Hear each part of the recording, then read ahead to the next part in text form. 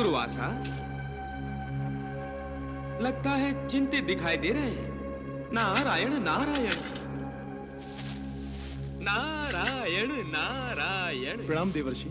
मैं आपको प्रणाम करने लगता हूँ, किंतु उससे पहले आप मुझे प्रणाम कर देते हैं। कहिए, आपने दर्शन कैसे दिए? वो आपको सोचते हुए देखा तो रहा नहीं गया, सो पूछने चला आया कि शिव शंभु महादेव को क्या चिंता है। चिंता का विषय मेरा तप है देवर्षि। मैं तप करता हूं तो पूरा संसार दुखी होता है और माता पिता भी। इसलिए सोच रहा था कि तप के स्थान पर क्यों ना विद्या अर्जित कर लूं। तो क्या करेंगे? सोच रहा था ब्रह्मलोक जाकर क्यों ना वेद का अध्ययन कर लूं। नारायण नारायण।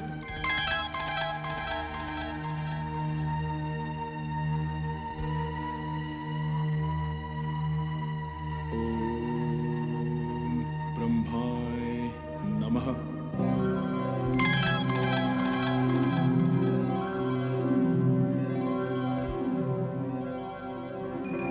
ब्रह्मदेवाय नमः। प्रणाम।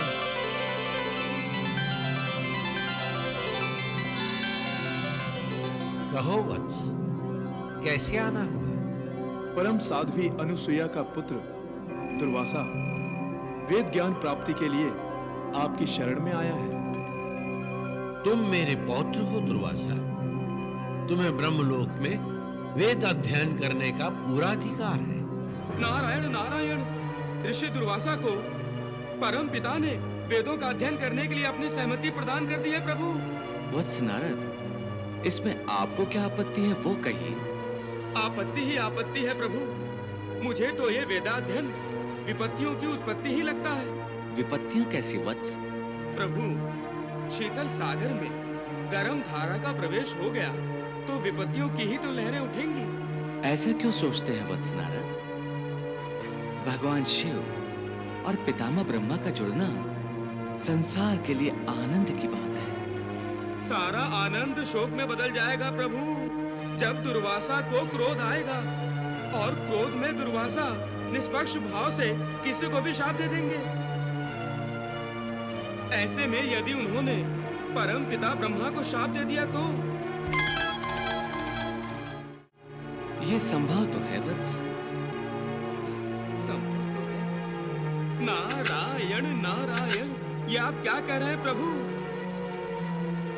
हाँ प्रभु, तो अवश्य ही ये किसी नई लीला का आरंभ होने जा रहा है ना भगवान? नारायण नारायण।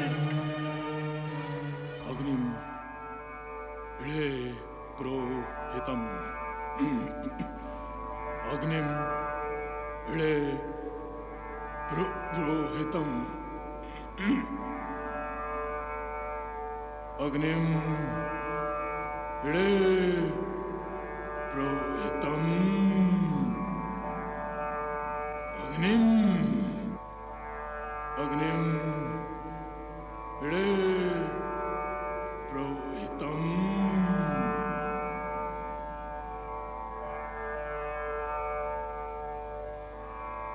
अग्निम इळे प्रोहितम। अग्निम इळे प्रोहितम।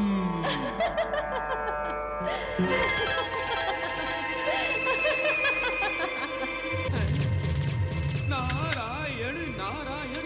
देखिए प्रभु, देखिए, मारे क्रोध के दुर्वासा की भृकुटियों पर चूटियों की तरह छोटी छोटी रेखाएं उभर आई हैं। देवी सरस्वती की एक हल्की सी हंसी भी सहन नहीं हुई। आगे क्या होगा? अग्नि इळे प्रोहितम।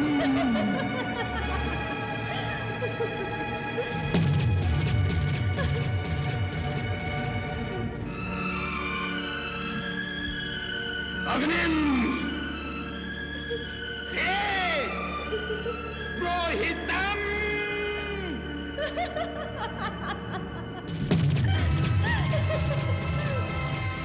प्रभु, मुझे तो दुर्वासा की क्रोध भरी आंखों से भय लग रहा है। ये ज्वालामुखी अब फटने को है प्रभु।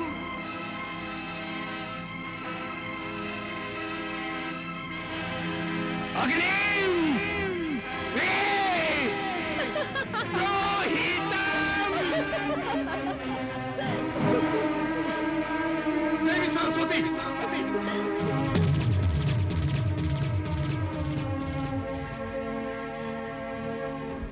आप किस बात पर हंस रही हैं? क्या मेरा पाठ असत्य है देवी? विधाता, मैं आपसे पूछता हूं, क्या मेरा पाठ असत्य है? नहीं वत्स, तो क्या मेरा उच्चारण असत्य है सरस्वती देवी? उच्चारण असत्य नहीं है, किंतु किंतु किंतु क्या? वेद गान का स्वर ऐसा नहीं होता।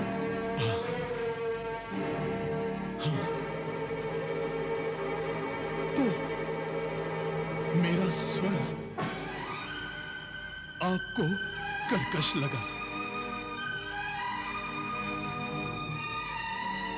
अर्थात आप जैसा स्वर किसी के पास नहीं है। आपको यह अभिमान हो गया है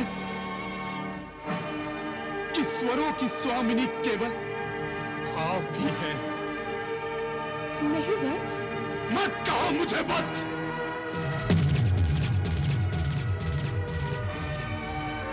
आपने मेरा अपमान किया है। तपस्वी दुर्वासा का अपमान। मैं दुर्वासा आपको ये श्राप देता हूं, दुर्वासा, कि जिस अभिमान से आप इस ब्रह्मलोक में रह रही है, वो अभिमान, वो अहंकार टूटने के लिए शीघ्र ही इस ब्रह्मलोक से आपका पतन हो।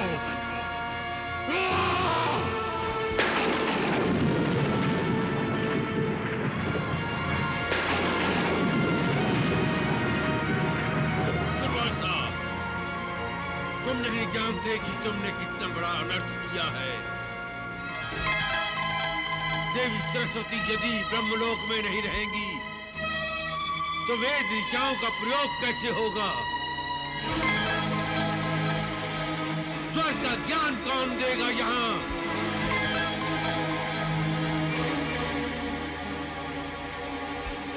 देवी सरस्वती के बिना गान प्रवृत्ति कैसे होगी?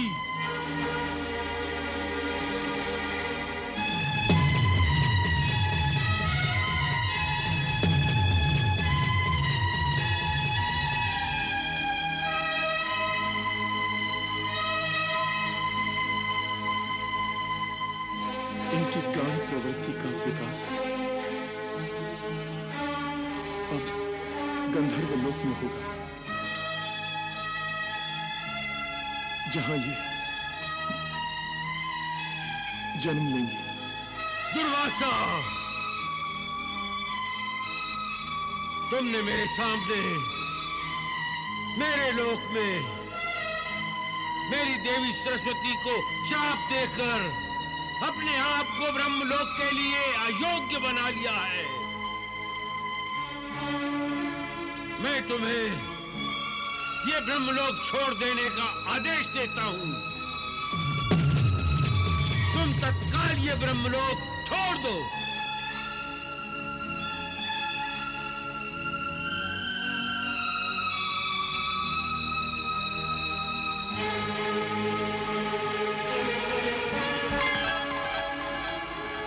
नारायण नारायण। प्रभु, श्री दत्तात्रेय के माध्यम से कार्तिवीर अर्जुन के लिए तो आपने अपनी लीला पूरी कर दी, किंतु अब जो माता सरस्वती का ब्रह्मलोक से पतन हो गया है, उनका क्या होगा? वहां कौन सी लीला लीला रचाएंगे आप? लीला तो आरंभ हो गई है देवऋषि नारद, वो देखिए।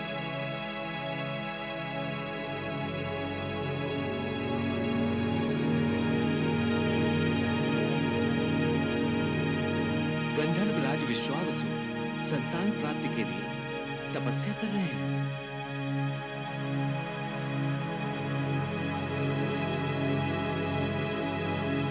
ये गंधर्वराज किसकी तपस्या कर रहे हैं भगवान? उन्हीं की, जिनकी लीला से आपका मन कभी भी तृप्त नहीं होता।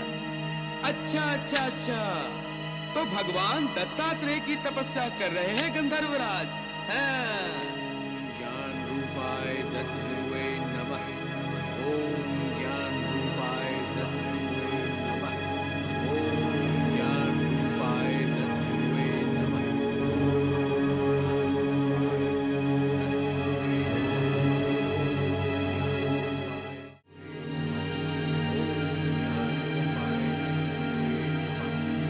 ओम ज्ञान रूपाय दत्तगुरुवे नमः। ओम ज्ञान रूपाय दत्तगुरुवे। वत्स विश्वावसु, आंखें खोलो, आंखें खोलो वत्स।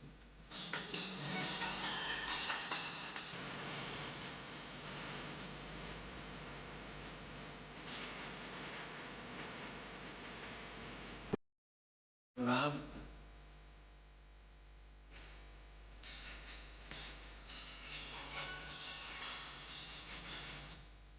वत्स, तुम्हारी तपस्या से प्रसन्न होकर मैं तुम्हें प्रसन्न करना चाहता। कहो, क्या चाहिए तुम्हें?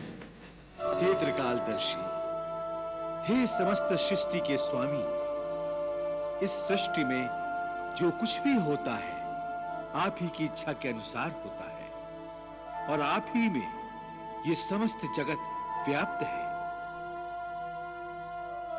आपकी कृपा दृष्टि से सभी का कल्याण होता है, परंतु आज तक मैं आपकी कृपा से वंचित हूं प्रभु।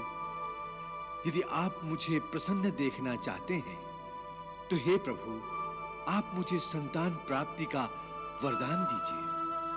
गंधर्वराज, ये जगत यज्ञ से उत्पन्न होता है। जब भी हम पूरे संकल्प के साथ किसी कर्म को करते हैं तो वो कर्म यज्ञ बन जाता है। अतः तुम निष्ठापूर्वक यज्ञ करो, तुम्हें संतान की प्राप्ति अवश्य होगी।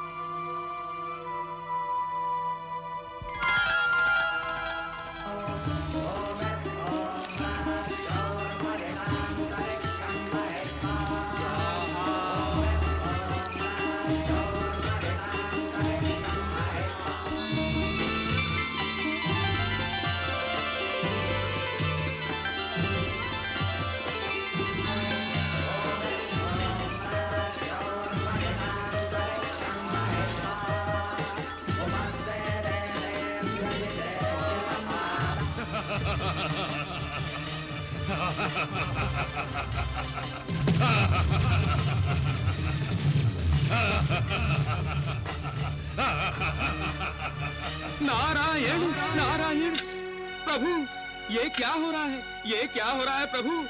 असुरराज वज्रकेतु यज्ञ ध्वस्त करने आ गया। आप ही की प्रेरणा से तो गंधर्वराज विश्वावसु ने यज्ञ का संकल्प लिया है ना प्रभु? क्या गंधर्वराज विश्वावसु का यज्ञ पूर्ण होगा? हे देवर्षि, इस यज्ञ की प्रेरणा श्री दत्तात्रेय ने विश्वावसु को दी है, इसीलिए इस यज्ञ की रक्षा का दायित्व दत्तात्रेय का है। और भगवान दत्तात्रेय तो भक्त वत्सल है। वो सदैव अपने भक्तों की रक्षा करते हैं, यही ना प्रभु?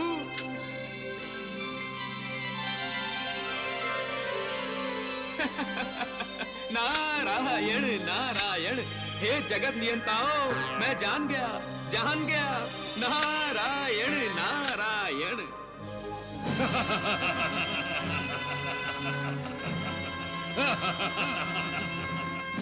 रुक जाओ वज्रकेतु, रुक जाओ। कौन रोकेगा मुझे? विश्वावसु तुम? मैं तो तुम्हारा यज्ञ ध्वस्त करने आया हूं। मैं नहीं चाहता कि सृष्टि में कोई यज्ञ करे, क्योंकि यज्ञ केवल देवताओं को बल प्रदान करते हैं और हम असुरों को निर्बल बना देते हैं। और जो भी हम असुरों को निर्बल बनाता है, उसका अस्तित्व हम असुरों को मिटा देना ही चाहिए। और इसलिए मैं तुम्हारा यज्ञ ध्वस्त करने आया हूं। वज्रकेतु, हम ये यज्ञ संतान प्राप्ति के लिए कर रहे हैं। इसे सफल और संपन्न होने दो। नहीं, कभी नहीं, कदापि नहीं।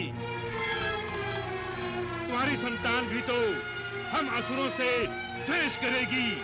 अब मैं ये यज्ञ कभी भी पूर्ण नहीं होने दूंगा।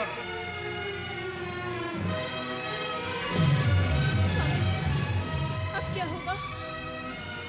भगवान दत्तात्रेय का स्मरण करो चित्रलेखे। यदि उनकी कृपा होगी तो ये यज्ञ अवश्य संपूर्ण होगा।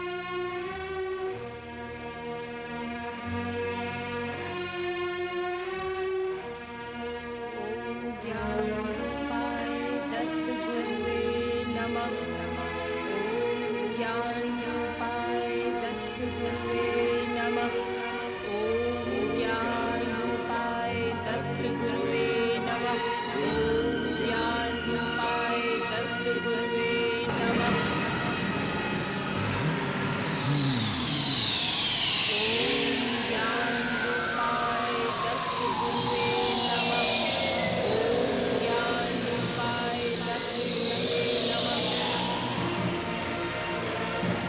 गंधर्वराज अपनी माया का प्रदर्शन कर रहा है। अब मैं इस यज्ञ के साथ साथ तुम्हें भी नष्ट कर दूंगा।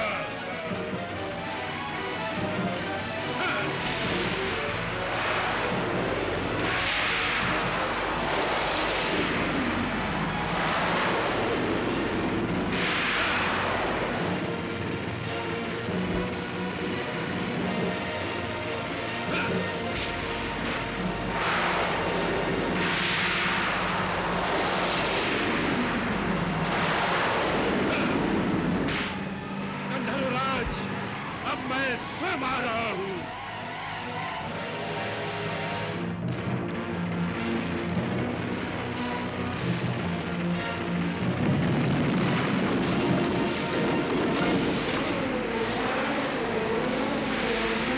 विश्वावसु, विश्वावसु, मुझे बचाओ, मुझे बचाओ विश्वावसु, विश्वावसु मुझे बचाओ।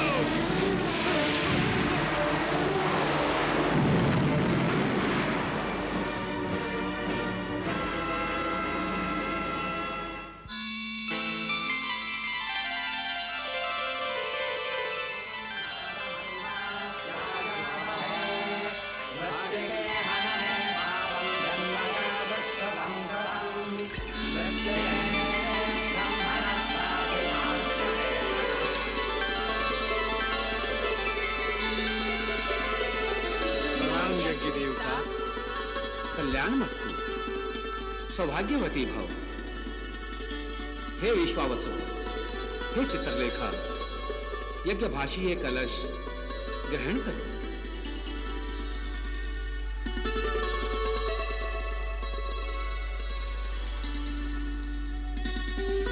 इस कलश में जो प्रसाद है, उसका सेवन करते ही तुम्हारे यहाँ दिव्य संतान उत्पन्न होगी।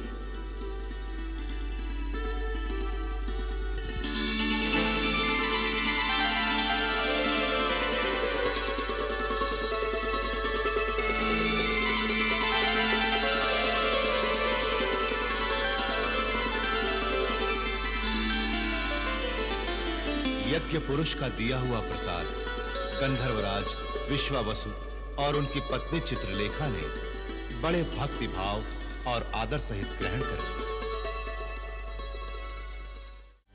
प्रणाम विधाता। देवी, आपकी वाणी आज हमारे कानों को मधुर क्यों नहीं लग रही? अच्छा ही है स्वामी, इसी बहाने आपके काम मेरी वाणी सुनना नहीं चाहेंगे और आपको भी धीरे धीरे ब्रह्मलोक में मेरी अनुपस्थिति का अनुभव बुरा नहीं लगेगा। ये आप क्या कह रही हैं देवी? आपकी ब्रह्मलोक में अनुपस्थिति का तात्पर्य है कि ब्रह्मलोक का अस्तित्व ही खो गया है। देवी, आप तो ब्रह्मलोक की आत्मा है। देवी, आपके बिना ब्रह्मलोक का कोई सार ही नहीं। आप ऐसा क्यों कह रही हैं? विधाता, लगता है आप भूल रहे हैं कि मेरी ब्रह्मलोक में रहने की अवधि अब पूर्ण हो रही है।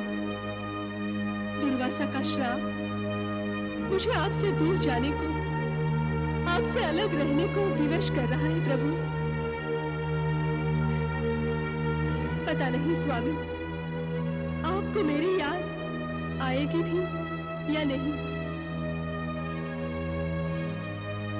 किंतु मैं कहीं भी रहूंगी, किसी भी रूप में रहूंगी, मेरा मन सदा आपके चरणों में ही रहेगा प्रभु।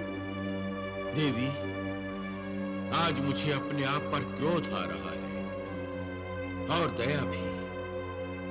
क्रोध इसलिए कि मैं इतना असमर्थ क्यों हूं। विधाता होते हुए भी मैं अपने लिए कुछ भी नहीं कर सकता। मेरी अपनी इच्छाओं का कोई महत्व ही नहीं है। देवी, मैं तो सृष्टि का निर्माण करता हूं, मुंह मांगे वर देता हूं, किंतु अपने लिए कुछ भी नहीं कर सकता।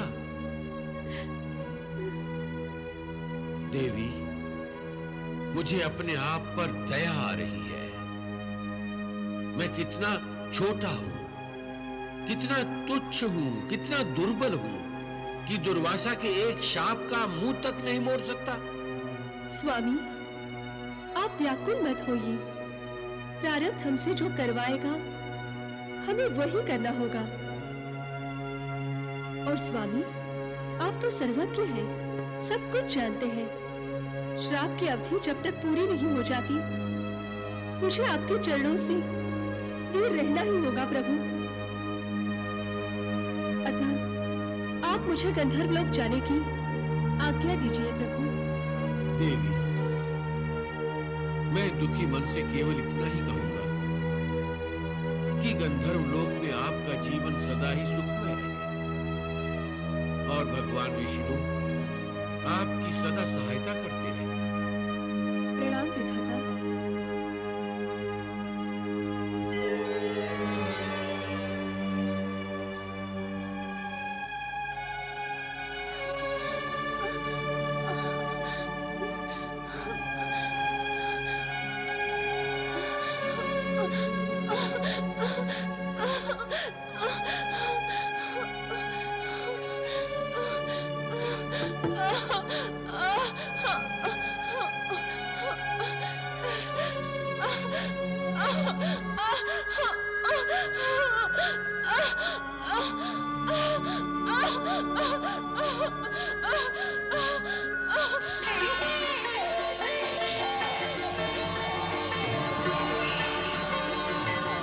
उनके यहाँ संतान के रूप में एक कन्या ने जन्म लिया। ये कन्या देवी सरस्वती ही थी, जिन्हें दुर्वासा के दिए हुए शाप को पूरा करने के लिए गंधर्वलोक आना पड़ा। विश्वावसु और चित्रलेखा ने उस कन्या का नाम रखा मदालसा।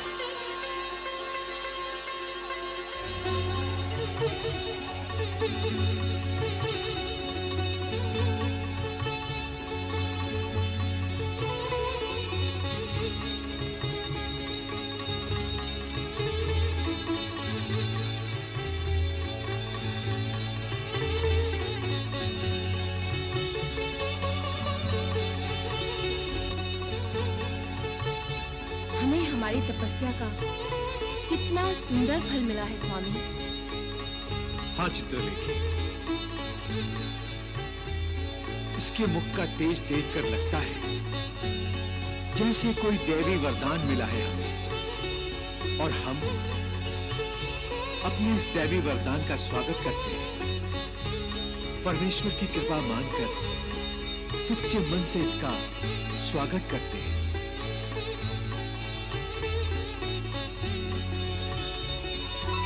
नारायण नारायण नारायण नारायण। प्रणाम देवर्षि। कल्याणमस्तु। प्रणाम देवी, प्रणाम। आपने तो यहाँ आकर पूरा गंधर्व लोक पवित्र कर दिया। अब तो इस लोक में सदा आपकी प्रसन्नता के स्वर ही गूंजेंगे। आप बहुत भाग्यशाली हैं। आपकी ये पुत्री तीनों लोकों में अपने सौंदर्य का प्रकाश फैलाएगी। आप तो सब कुछ जानते हैं देवर्षि, कृपा करके इसके भाग्य के बारे में तो बताइए। भाग्य तो ये बताने वाली है सबका, इसीलिए तो मैं इनके दर्शन करने चला आया। देवी, आप चुप क्यों हैं? इस नारद के भाग्य में क्या आपकी एक मधुर मुस्कान भी नहीं? नारायण नारायण। चिरंजीवी भव बालिके। देवर्षि, हम आपके आभारी हैं। आपने दर्शन देकर हमारी बच्ची को आशीर्वाद दिया। हमारी और एक कामना है। मेरे योग्य होगी महारानी तो अवश्य पूरी करूंगा। हम अपनी पुत्री के लिए पृथ्वी लोक पर अवतरित भगवान दत्तात्रेय का आशीर्वाद पाना चाहते हैं। हमारा मार्गदर्शन कीजिए, ये कैसे संभव है? नारायण नारायण। आपने तो ये संतान पाकर असंभव को संभव कर दिया है। तो भगवान तो सदा अपने भक्तों के वश में रहते हैं। भक्ति कीजिए अपने सच्चे मन से और उनका आशीर्वाद पाइए उनके सच्चे मन से। नारायण नारायण। ज्ञान रूपाय दत्त गुरुवे नमः। ओम ज्ञान रूपाय दत्त गुरुवे नमः। ओम ज्ञान रूपाय दत्त गुरुवे नमः। ओम ज्ञान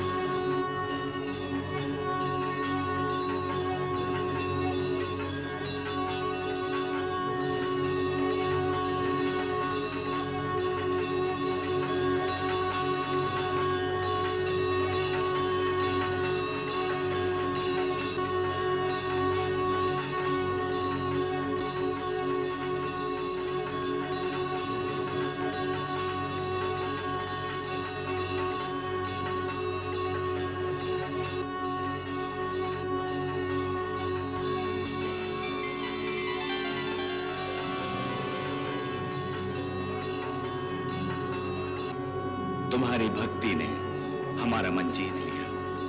जब भी भक्त हमारा स्मरण करता है, हमें उसकी इच्छा पूरी करनी पड़ती है। अपनी इच्छा कहो राजन। हमारी सारी इच्छाएं हमारी पुत्री से जुड़ी हुई हैं प्रभु। उसे जीवन में सर्वगुण संपन्न बनाना, जीवन में उसे कभी कोई कष्ट ना आए, चाहते हैं कि महारानी चित्रलेखा, आपके यहाँ किसी साधारण जीवात्मा ने जन्म नहीं लिया। ये तो साक्षात देवी सरस्वती का अवतार है।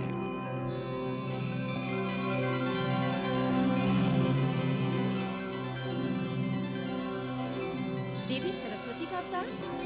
हाँ, आपकी पुत्री ब्रह्म ज्ञान की शिक्षा प्राप्त करेगी, विज्ञान, संगीत और स्वरों को नया रूप देकर गंधर्व जाति का मान बढ़ाएगी और इसका पुत्र भी ब्रह्मज्ञानी होगा।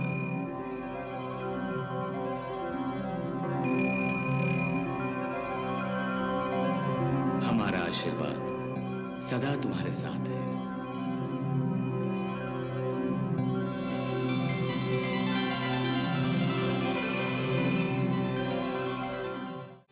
वायु के घोड़ों पर सवार समय को जैसे पंख लग गए। इतनी तीव्र गति से भागा कि विश्वावसु और चित्रलेखा के देखते देखते उनकी नन्ही सी पुत्री मदालसा ने यौवनावस्था में प्रवेश कर लिया।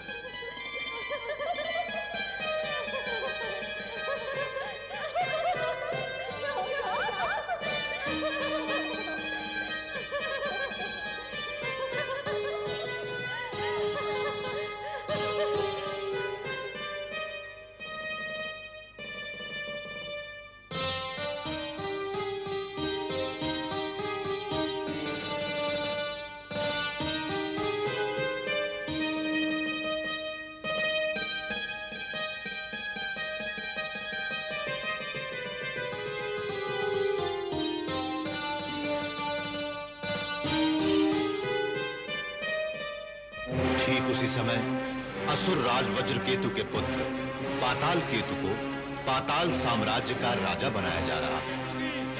महाराज पाताल केतु की, महाराज पाताल केतु की, महाराज पाताल केतु की, महाराज पाताल केतु की, महाराज पाताल केतु की, महाराज पाताल केतु की, महाराज पाताल केतु की, महाराज पाताल केतु की।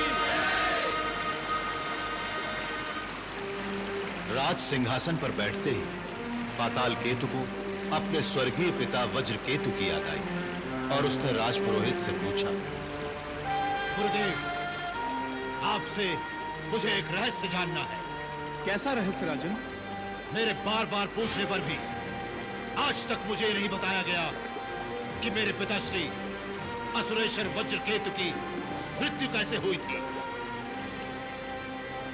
हर बार मुझे बच्चा कहकर माताश्री ने मेरी इस जिज्ञासा को थपकियां देकर सुला दिया। महारानी ने जो किया वो ठीक किया राजन।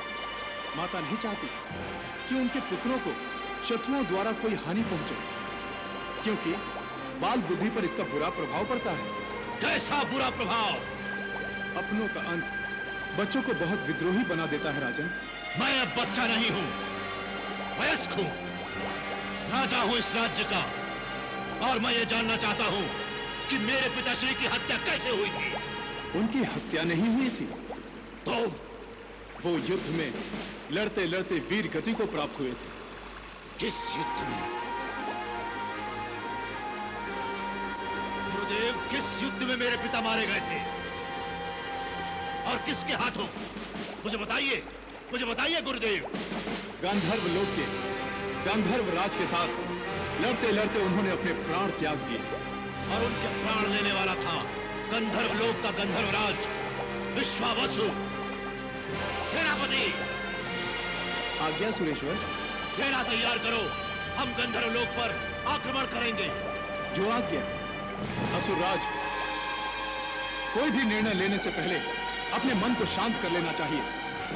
क्रोध में किया गया कोई भी कार्य ये कार्य नहीं है गुरुदेव, श्रद्धांजलि है अपने स्वर्गीय पिता की आत्मा की शांति के लिए। मैं उनके हत्यारे गंधर्वराज का वध करने जा रहा हूं। विध्वंस कर दूंगा मैं पूरे का पूरा गंधर्व लोक, समाप्त कर दूंगा मैं उनकी पूरी की पूरी सेना।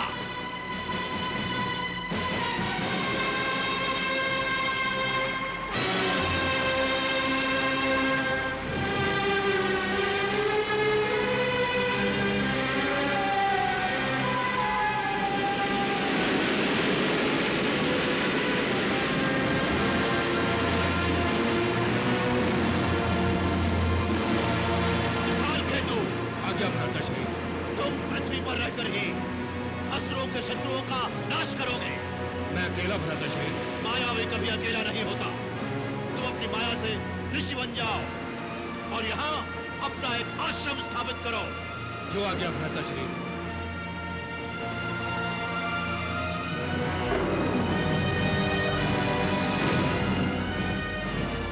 प्रणाम भ्राताश्री। अपनी जाति के हितों की रक्षा करना यही तुम्हारा कर्तव्य है। जो आ गया। मैं अब गंधर्व लोक जा रहा हूँ। हाँ।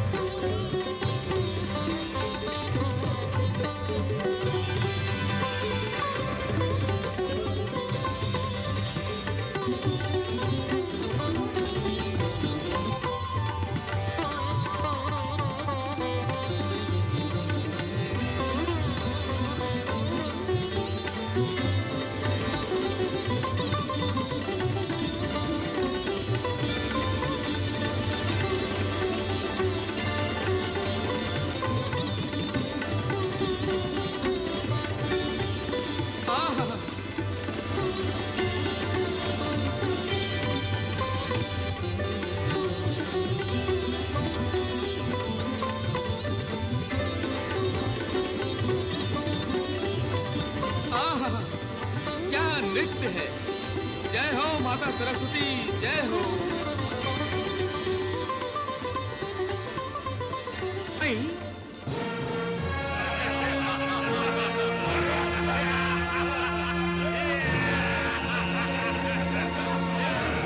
ये दुष्ट यहाँ क्या कर रहा है? कहीं ये गंधर्व लोग तो नहीं जा रहा?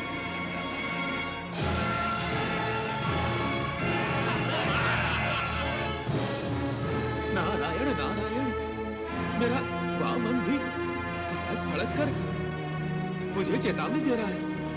कुछ अनिष्ट अवश्य होने वाला है। तंबूरे, कहाँ घूम रहा है?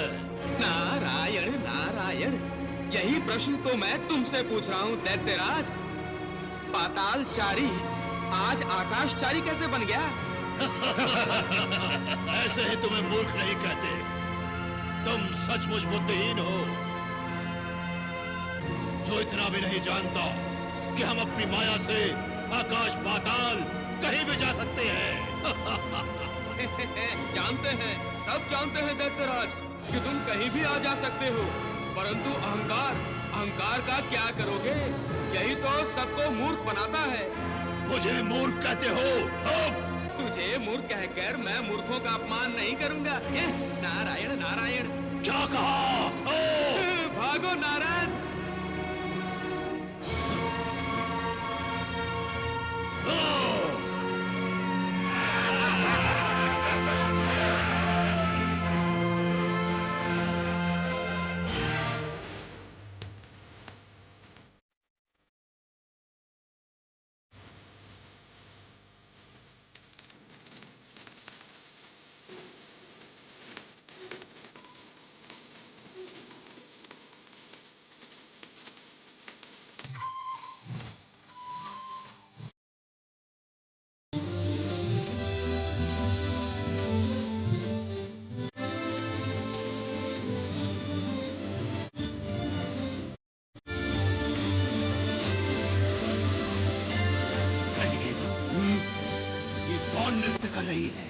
वीर बाहु, ये तो गंधर्व राज की पुत्री मदालसा है।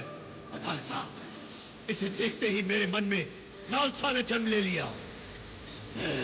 ये सुंदरी तो पाताल लोक के राजभवन की शोभा होनी चाहिए।